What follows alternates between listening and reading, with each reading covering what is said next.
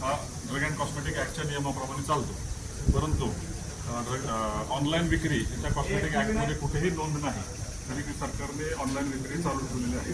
त्याच्या अगेन्स्ट आम्ही सुप्रीम कोर्टाने त्याला स्थगिती दिलेली आहे, तरीसुद्धा ते ऑनलाईन विक्री चालू आहे. त्याचे दुष्परिणाम समाजावरती जे दिसतात ते डुप्लिकेट मेडिसिन येणं किंवा स्पुरियस आणि नशेची औषधं, त्याचा खूप मोठा तोटा समाजाला सहन करावा लागतो. वारंवार सांगूनही त्याच्यावरती कसल्याही प्रकारचं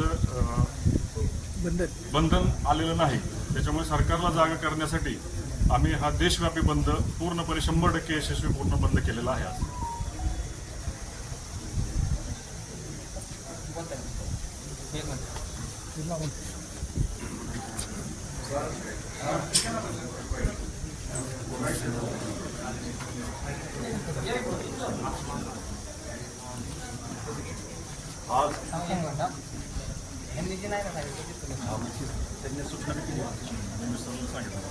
आज यांच्या अध्यक्षतेखाली संपूर्ण भारत देशामध्ये साधारण 12 लाखापेक्षा जास्त मेडिकल दुकानदारांनी संपामध्ये सहभाग घेतला.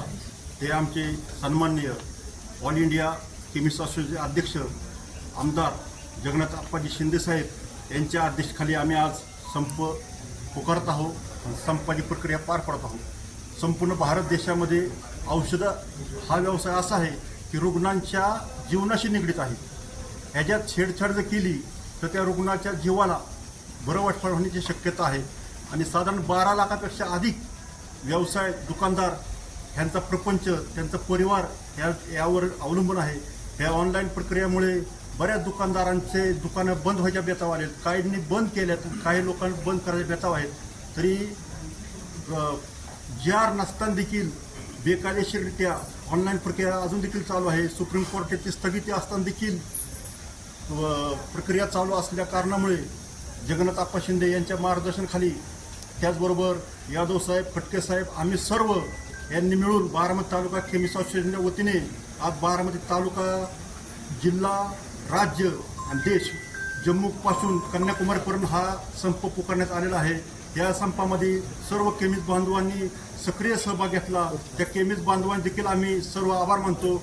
आणि या संपामुळे ऑनलाईन प्रक्रिया नक्कीच बंद होईल ही आशा बाळगतो. केंद्र सरकार आणि राज्य सरकार यांनी